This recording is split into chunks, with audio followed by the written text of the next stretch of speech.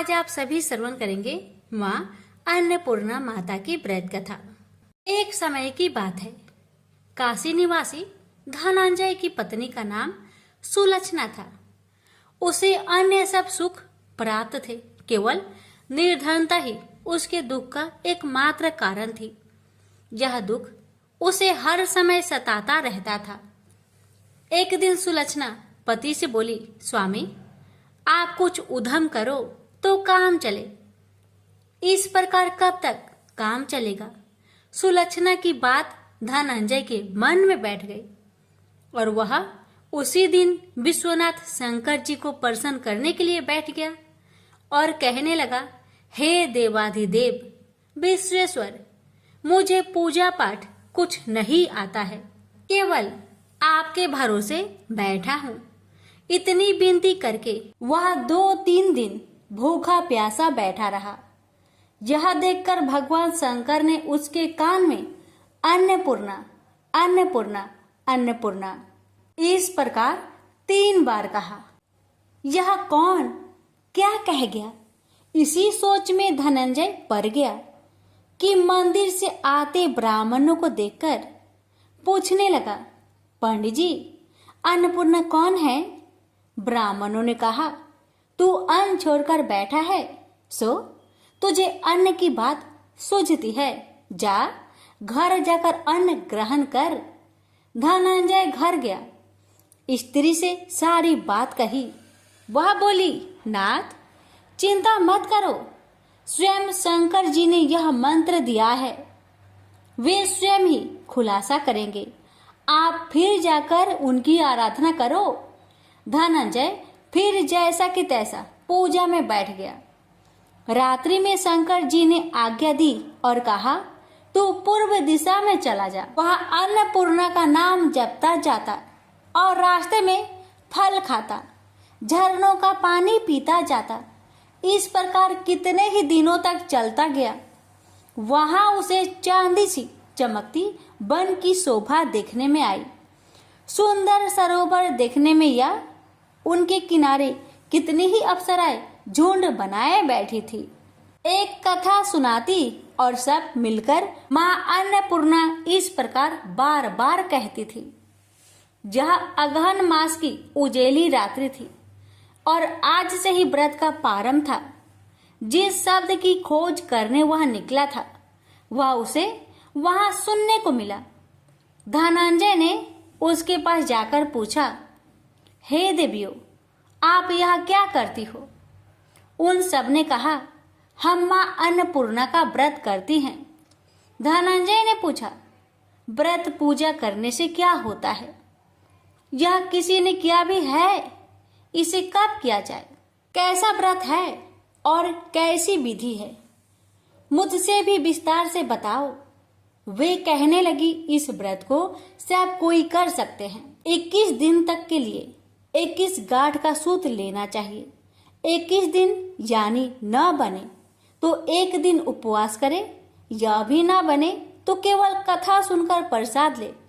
निराहार रहकर कथा कहे, कथा सुनने वाला कोई न मिले तो पीपल के पत्तों को रख, सुपारी या घृत कुमारी वृक्ष को सामने कर, दीपक को साक्षी कर, सूर्य गाय तुलसी या महादेव को बिना कथा सुनाए मुख में दाना न डाले। यदि भूल से कुछ पड़ जाए तो 1 दिवस फिर उपवास करे। व्रत के दिन क्रोध न करे और झूठ न बोले। धनंजय बोला, इस व्रत के करने से क्या होगा? वे कहने लगी, इसके करने से अंधों को नेत्र मिले, लुल्लू को हाथ मिले, निर्धन के घर धन आए, बाझिन को संतान मिले, मूर्ख को विद्या आए। जो जिस कामना से व्रत करे माँ उसकी इच्छा पूरी करती है। वह कहने लगा, बहनों मेरे पास भी धन नहीं है, विद्या नहीं है, कुछ भी तो नहीं है। मैं तो दुखिया ब्राह्मण हूँ, मुझे इस व्रत का सूत दोगी? हाँ भाई, तेरा कल्याण हो, हम तुम्हें अवश्य देंगे। ले इस व्रत का मंगल सूत्र ले। धनंजय ने व्रत किया। व्रत पूरा हुआ, तभी सरोवर में से 21 खंड की स्वर्ण सीढ़ी हीरा मोती जड़ी हुई प्रकट हुई। धनंजय अन्नपूर्णा अन्नपूर्णा कहता जाता था। इस प्रकार कितनी ही सीढ़ियां उतर गया तो क्या देखता है कि करोड़ों सूर्य से प्रकाशमान अन्नपूर्णा का मंदिर है। उसके सामने स्वर्ण सिंहासन पर माता अन्नपूर्णा विराजमान है।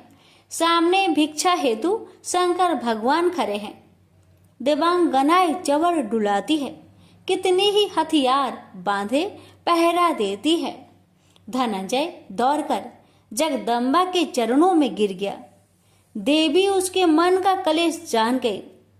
धनंजय कहने लगा, माता आप तो अंतर्यामी हो, आपको अपनी दशा क्या बताऊं। माता बोली, मेरा व्रत किया है, जा संसार तेरा सत्कार करेगा।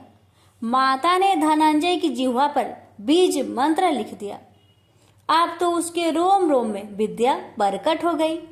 इतने में क्या देखता है कि वह काशी विश्वनाथ के मंदिर में खड़ा है।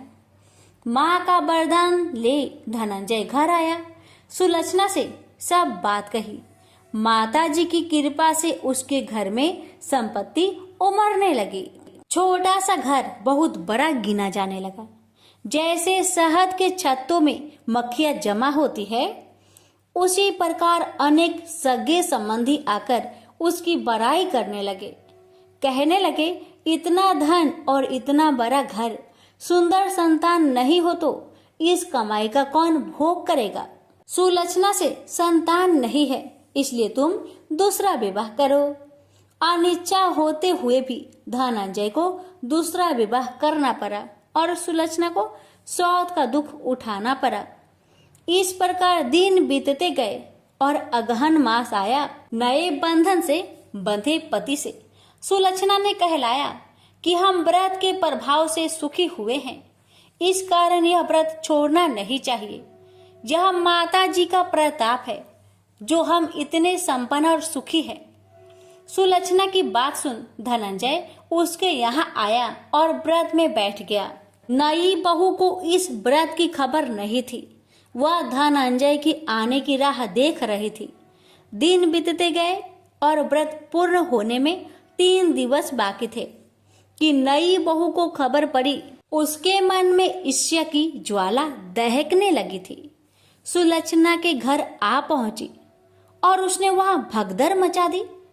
वह धनंजय को अपने साथ ले गई। नए घर में धनंजय को थोड़ी देर के लिए निंद्रा ने आ दबाया। इसी समय नई बहू ने उसका व्रत का सूत तोड़कर आग में फेंक दिया। अब तो माता जी का कोप जाग गया। घर में अकस्मात आग लग गई। सब कुछ जलकर खाक हो गया।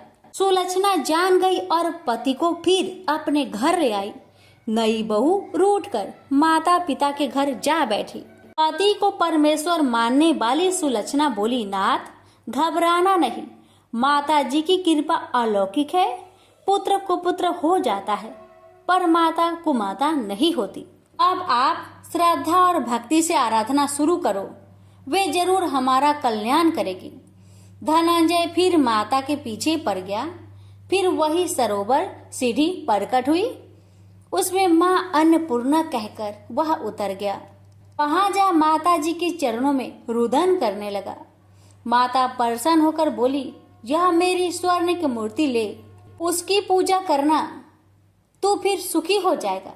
जा, तुझे मेरा आशीर्वाद है। तेरी स्त्री सुलक्षणा ने श्रद्धा से मेरा व्रत किया है, उसे मैंने पुत्र दिया है।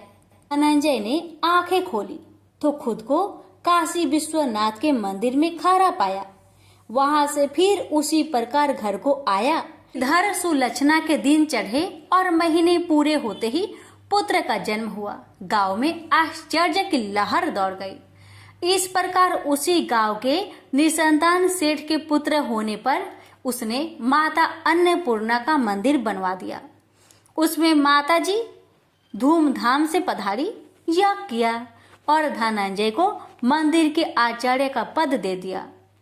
जीविका के लिए मंदिर की दक्षिणा और रहने के लिए बड़ा सुंदर सा भवन दिया। धनंजय स्त्री पुत्र सहित वहां रहने लगा। माता जी के चढ़ावे में भरपूर आमदनी होने लगी।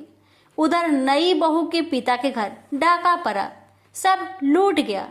वे भीख मांगकर पेट भरने लगे। लक्षणा ने यह सुना तो उन्हें बुला भेजा, अलग घर में रख लिया और उनके अन्न वस्त्र का प्रबंध कर दिया। धनंजय, सुलक्षणा और उसका पुत्र माता जी की कृपा से आनंद से रहने लगे। माता जी ने जैसे इनके भंडार भरे वैसे सबके भंडार भरे। हे माता, अगर आपकी कथा कहने में हमसे कोई गलती हुई हो उसे क्षमा करना और अपने सभी भक्तों की सभी मनोकामना को पूर्ण करना। प्रेम से बोलिए अन्नपूर्णा माता की जय। हर हर महादेव, माता पार्वती की जय। वैभव लक्ष्मी व्रत कथा। ये कथा है बिना दहेज की शादी। कथा बहुत सुंदर है, अंत तक जरूर सुने और दूसरों को भी शेयर करें। मनोहर एक प्राइवेट फर्म में साधारण पद पर कार्य करता था। जितना वेतन मिलता था उसमें घर खर्च मुश्किल से ही पूरा हो पाता था। यही कारण था कि वह धन का यथोचित संग्रह नहीं कर पाया। उसने इतना अवश्य किया था कि अपनी लड़की रचना को अच्छी शिक्षा दिलाने में लापरवाही नहीं बरती थी। रंजना जितनी खूबसूरत थी उतनी ही गुणवान व बुद्धिमान थी। समय के साथ साथ उसने यौवन की दहलीज पर कदम रखा। एक दिन मनोहर की पत्नी माधवी ने कहा, सुनो जी, लड़की अब सयानी हो गई है, इसके बारे में कुछ सोचा है आपने? मनोहर ने कहा, तुम चिंता क्यों करती हो? भाग्यवान, हमारी बिटिया में क्या कमी है? वह सुंदर है, गुणवान है, बुद्धिमान है। इसका हाथ मांगने के लिए तो लड़के वाले की लाइन लग जाएगी, तुम देखती रहना। लेकिन माँ तो माँ ही होती है। उसे बदलते समय का अनुभव भी था। वह जानती थी कि दहेज की समस्या के दिन प्रतिदिन बढ़ती ही जा रही है और दहेज ना देने पर तरह तरह के घटने वाली दुर्घटनाओं से भी वह परिचित थी। समय का चक्र निर्वाध गति से चलता रहा। रंजना ने शिक्षा भी पूरी कर ली। उसने बीए प्रथम श्रेणी से पास करके घर में खुशियां ला दी थी। लेकिन माँ को तो बस एक ही चिंता थी, किसी भी तरह रचना के हाथ पीले हो जाए। पिछले कुछ दिनों में मनोहर को भी रंजना की शादी की चिंता सताने लगी थी और वह योग वर की तलाश में जुट गया था। वह जहां भी जाता दहेज की मांग मुंह बाए खरी मिलती। सीधा साधा मनोहर दुनियादारी से परिचित था। उसने तो यही सोचा था कि उसकी लड़की की शादी उसके गुण व रूप के कारण कहीं भी हो जाएगी। लेकिन जब वास्तविकता सामने आई तो वह भी हताश हो गया। एक दिन मनोहर ऑफिस में अपनी सीट पर मुंह लटकाए बैठा था। तभी उसकी सहकर्मी धन सिंह उसके पास आया और पूछा, मनोहर क्या बात है, मुंह लटकाए क्यों बैठे हो? सब कुछ ठीक ठाक तो है ना? मनोहर ने अपनी सारी समस्या उसके सामने रखी तो वह बोला, आजकल माँ वैभव लक्ष्मी के काफी चमत्कार सुनने में आ रहे हैं। चारों तरफ उन्हीं की जय जयकार हो रही है। सुना है माँ वैभव लक्ष्मी हर समस्या का समाधान चुटकियों में ही कर देती है। मेरा तो कहना है कि तुम भी उनकी शरण में चले जाओ। बिटिया के लिए योग वर खुद ब खुद तुम्हारे द्वार पर आ जाएगा। धन सिंह की बातों से मनोहर का विवेक जाग उठा और उसने पत्नी सहित माँ वैभव लक्ष्मी के 21 शुक्रवार तक व्रत रखने का संकल्प लिया। व्रत के दिन पति पत्नी माँ का ही गुणगान करते रहे और शाम को पूजन कर भोजन करते हैं। इस तरह जब 7वें शुक्रवार का व्रत था, उसी दिन उसकी फर्म का मालिक सेठ दीनदयाल उसके घर पहुंचा। उन्हें देखकर पहले तो मनोहर चौंका, फिर आओ भगत में जुट गया। सेठ दीनदयाल ने मनोहर से कहा, मनोहर बुरा न मानना, तो मैं एक बात कहूँ। मनोहर ने कहा, आप भी कैसी बातें करते हैं सेठ जी, आप तो बस आदेश करें। सेठ दीनदयाल ने कहा, तुम्हारी बेटी रचना मुझे और मेरे लड़के राजेश को बहुत पसंद है। मैं चाहता हूँ कि इन दोनों की शादी कर दी जाए। तुम्हें कोई आपत्ति हो तो मुझे कहो।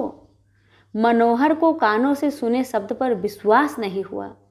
अपनी प्रसन्नता को मन में दबाते हुए बोला, सेठ जी, कहा आप राजा भोज के सामान और कहा मैं गंगू तेली जैसा।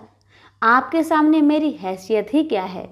सेठ दीनदयाल ने उसकी बात को भांपते हुए कहा, मनोहर, तुम किसी प्रकार की चिंता मत करना। यह शादी दहेज के बिना होगी। बस मुझे तो रचना जैसी गुणवान लड़की ही चाहिए। मनोहर और उसकी पत्नी माधवी ने इसे माँ का ही चमत्कार माना और एक दूसरे की तरफ देखते हुए स्वीकृति दे दी। फिर रचना की शादी बड़े धूमधाम से हुई, जिसे देखकर सभी दंग रह गए। शादी के बाद मनोहर और उसकी पत्नी 21 शुक्रवार व्रत पूरे किए। व्रत के अंतिम दिनों दोनों ने 21 कन्याओं को भोजन कराया तथा माँ वैभव लक्ष्मी का विधिवत पूजन कर व्रत कथा की 21 पुस्तकें माँ के श्रद्धालु भक्तों में बांटी। माँ की कृपा से मनोहर माधवी सुखपूर्वक रहने लगे। इधर 9 माह बाद रचना को पुत्र रत्न की प्राप्ति हुई। ये सब माँ के चमत्कार की बदौलत ही संभव हो पाया था। तो सभी मिलकर बोलिए, माँ वैभव लक्ष्मी की जय। कथा अच्छी लगे तो दूसरों को शेयर अवश्य करें। कथा। किसी गांव में अनेक लोग रहा करते थे और सभी अपने अपने कामों में मग्न रहते थे। किसी को किसी का चिंता फिक्री परवाह था ही नहीं। सब अपने से ही मतलब रखते थे। इसी कारण से भजन कीर्तन, भक्ति भाव, दया माया, परोपकार जैसे संस्कार कम हो गए। उस गांव में बुराइयां बढ़ गई थी। शराब, जुआ, रेस, व्यभिचार, चोरी, डकैती वगैरह बहुत गुना शहर में होता रहता था। इसके बावजूद उस गांव में कुछ अच्छे लोग भी रहा करते थे। ऐसे ही लोगों में शीला और उनके पति की गृहस्थी मानी जाती थी। शीला बहुत धार्मिक प्रवृत्ति की थी और उसका स्वभाव संतोषी था। उनका पति भी विवेकी और सुशील था। शीला और उसका पति कभी किसी की बुराई नहीं किया करते थे और प्रभु भजन में अच्छी तरह समय व्यतीत करते थे। शहर के लोग उनकी गृहस्थी की सराहना करते थे। देखते ही देखते दिन बीतने लगा, समय बदल गया। शीला का पति बुरे लोगों से दोस्ती कर बैठा। अब होना क्या था वो तो हम सभी जानते हैं। अच्छे संगति का असर हमेशा अच्छा ही होता है, बुरा संगति का असर हमेशा बुरा ही होता है। इसलिए हमें हमेशा अच्छे संगति से संगत रखना चाहिए, बुरे से नहीं। अब जब शीला का पति बुरे लोगों से दोस्ती कर बैठा, अब वह जल्द से जल्द करोड़पति बनने का ख्वाब देखने लगा। इसलिए वह गलत रास्ते पर चल पड़ा। फलस्वरूप वह रोडपति बन गया। कहा जाता है ना, लालच बुरी बला है, इसलिए लालच नहीं करना चाहिए। अपना ईमानदारी और मेहनत से आगे बढ़ना चाहिए। अब जब शीला का पति रोडपति बन गया, जानी रास्ते पर भटकते भिखारी जैसी उसकी हालत हो गई थी। शराब, जुआ, रेस, चरस, गांजा वगैरह बुरी आदतों में शीला का पति भी फंस चुका था। दोस्तों के साथ उसे भी शराब की आदत बुरी तरह लग गई थी। इस प्रकार उसने अपना सब कुछ रेस जुए में गवा दिया। अब तो शीला अपने पति के बर्ताव से बहुत दुखी रहने लगी, किंतु उसे भगवान पर भरोसा था कि सब कुछ ठीक हो जाएगा। यही सोचकर वह अपने पति के बुरे बर्ताव को सहने लगी। शीला अपना अधिकांश समय प्रभु की भक्ति में बिताने लगी। अचानक एक दिन दोपहर को उनके द्वार पर किसी ने दस्तक दिया। शीला ने द्वार खोलकर देखा कि एक माजी खड़ी थी। उनके चेहरे पर अलौकिक तेज निखर रहा था। उनकी आंखों में से मानो अमृत की वर्षा हो रहा था। उनका भव्य चेहरा करुणा और प्यार से छलक रहा था। उनको देखते ही शीला के मन में अपार शांति छा गई, सारी चिंता मिट गई। शीला के रोम रोम में आनंद छा गया। शीला उस माँ जी को आदर के साथ अपने घर ले आई। दुख का बात यह था कि शीला के घर में बैठाने के लिए कुछ भी नहीं था कि माँ जी को किस पर बैठाया जाए। बेचारी यह सोच विचार के उसने एक सकुचाकर एक फटी हुई चादर पर उनको बिठाया और शीला ने कहा, माँ जी, मेरे घर में और कुछ भी नहीं है जो मैं आपको बैठा सकूं, इसलिए माँ मुझे माफ करना, मैं आपको फटी हुई चादर पर बैठा रही हूँ। माँ तो शीला की बातों से मंद मंद मुस्कुरा रही थी। माँ तो शीला की हर कहानी को जानती थी कि उसका पति उसके साथ कैसा व्यवहार कर रहा है। बेचारी कितने दुख में है। शीला के बातें सुन माँ जी प्रेम भरी शब्दों से बोली, शीला, क्यों मुझे तुमने पहचाना नहीं? हर शुक्रवार को लक्ष्मी जी के मंदिर में भजन कीर्तन के समय मैं ही तो वहां आती हूँ। इसके बावजूद शीला कुछ नहीं समझ पा रही थी। फिर माँ जी ने कहा, तुम बहुत दिनों से मंदिर नहीं आ रही हो, अतः मैंने सोचा चलो मैं ही देख लेती हूँ। माँ जी के अति प्रेम भरे शब्दों से शीला का हृदय पिघल गया। उसकी आंखों में आंसू आ गए और वह बिलख बिलख कर जोर जोर से रोने लगी। शीला को रोते देखकर माँ जी ने कहा, बेटी, सुख और दुख तो धूप और छाव जैसे होते हैं, धैर्य रखो बेटी, धैर्य रखो। और तुझे क्या परेशानी है, मुझे सारी परेशानी बता दे। माँ जी के व्यवहार से शीला को काफी संबल मिला और सुख की आस में उसने माँ जी को अपनी सारी दुख की कहानी सुना दी। कहानी सुनकर माँ जी ने कहा, कर्म की गति न्यारी होती है। हर इंसान को अपने कर्म भुगतने ही पड़ते हैं। इसलिए बेटी तू चिंता मत कर, अब तू कर्म भुगत चुकी है, अब तुम्हारे सुख के दिन अवश्य आएगी। तू माँ लक्ष्मी जी की भक्त है। माँ लक्ष्मी जी तो प्रेम और करुणा की अवतार है। वे अपनी भक्तों पर हमेशा ममता छिड़कती है। इसलिए तू धैर्य रखकर माँ लक्ष्मी का व्रत कर, इससे सब कुछ ठीक हो जाएगा। तुम्हारा दुख दर्द सब समाप्त हो जाएगा और तुम्हारे घर में अन्न धन का भंडार भर जाएगा। बस श्रद्धा भक्ति से माँ लक्ष्मी का व्रत करो। माँ जी की बात सुन शीला पूछने लगी, माँ, व्रत की विधि तो मुझे पता नहीं। तब माँ जी ने उसे व्रत की सारी विधि भी बताई। माँ जी ने कहा, बेटी, माँ लक्ष्मी जी का व्रत बहुत सरल है। उसे वर लक्ष्मी व्रत या वैभव लक्ष्मी व्रत कहा जाता है। यह व्रत करने वाले की सब मनोकामना पूरी होती है। वह सुख संपत्ति और यश प्राप्त करता है। शीला यह सब सुनकर आनंदित हो उठी। शीला ने संकल्प करके आंखें खोली तो सामने कोई नहीं था। वह विस्मित हो गई कि माँ जी कहाँ गई? अभी तो माँ जी मेरे सामने खड़ी थी। शीला को तत्काल यह समझने में देर नहीं लगी कि माँ जी कोई और नहीं, साक्षात माँ लक्ष्मी ही थी। दूसरे दिन शुक्रवार था।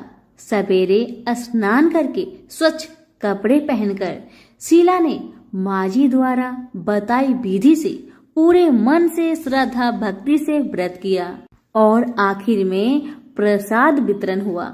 यह प्रसाद पहले पति को खिलाया। प्रसाद खाते ही पति के स्वभाव में फर्क पड़ गया। माँ लक्ष्मी की कृपा से उसका पति जिस दिन प्रसाद खाया उस दिन अपनी पत्नी को मारा पीटा नहीं, सताया भी नहीं। शीला को बहुत अच्छा लगा। शीला के मन में तो अब पहले से भी ज्यादा वैभव लक्ष्मी व्रत के लिए श्रद्धा बढ़ गई। शीला ने पूर्ण श्रद्धा भक्ति के साथ 21 शुक्रवार तक वैभव लक्ष्मी व्रत किया। 21वें शुक्रवार को माँ जी के कहे मुताबिक उद्धापन विधि करके 7 स्त्रियों को वैभव लक्ष्मी व्रत की 7 पुस्तक उपहार में दी। फिर माता जी के धन लक्ष्मी स्वरूप की छवि को बंधन करके भाव से मन ही मन प्रार्थना करने लगी। हे माँ धन लक्ष्मी, मैंने आपका वैभव लक्ष्मी व्रत करने की मन्नत मानी थी, वह व्रत आज पूर्ण किया है। हे माँ, मेरी हर विपत्ति को दूर करो, हमारा सबका कल्याण करो। जिसे संतान ना हो माँ, उसे संतान देना। सौभाग्यवती स्त्री का सौभाग्य को माँ अखंड रखना। कुंवारी लड़कियों को मन भावन पति देना। जो आपका यह चमत्कारी वैभव लक्ष्मी व्रत करे, उनकी सब विपत्ति को दूर करना, सभी को सुखी रखना। हे माँ, आपकी महिमा अपार है। ऐसा बोलकर लक्ष्मी जी के धन लक्ष्मी स्वरूप की छवि को प्रणाम किया। व्रत के प्रभाव से शीला का पति अच्छा इंसान बन गया और अब शीला का पति मेहनत करके व्यवसाय करने लगा। उसने तुरंत शीला की गिरवी रखे गहने छुड़ा लिए। घर में धन की बाढ़ सी आ गई। घर में पहले जैसी सुख शांति छा गई। वैभव लक्ष्मी व्रत का प्रभाव देखकर मोहल्ले की दूसरी स्त्रियां भी विधि पूर्वक वैभव लक्ष्मी व्रत करने लगी। सभी प्रेम से बोले, वैभव लक्ष्मी माता की जय हो। आइए अब जानते हैं वैभव लक्ष्मी व्रत का उद्धापन विधि। 7, 11 या 21 जितने भी शुक्रवार की मन्नत मांगी हो, उतने शुक्रवार तक यह व्रत पूरी श्रद्धा तथा भावना के साथ करना चाहिए। आखिरी शुक्रवार को इसका शास्त्रीय विधि के अनुसार उद्धापन करना चाहिए। आखिरी शुक्रवार को प्रसाद के लिए खीर बनानी चाहिए। जिस प्रकार हर शुक्रवार को हम पूजन करते हैं, वैसे ही करना चाहिए। पूजन के बाद माँ के सामने एक श्रीफल फोड़े, फिर कम से कम 7 कुंवारी कन्या या सौभाग्यशाली स्त्रियों को कुमकुम का तिलक लगाकर माँ वैभव लक्ष्मी व्रत कथा की किताब की एक प्रति उपहार में देनी चाहिए और सबको खीर का प्रसाद देना चाहिए। इसके बाद माँ लक्ष्मी जी को श्रद्धा सहित प्रणाम करना चाहिए।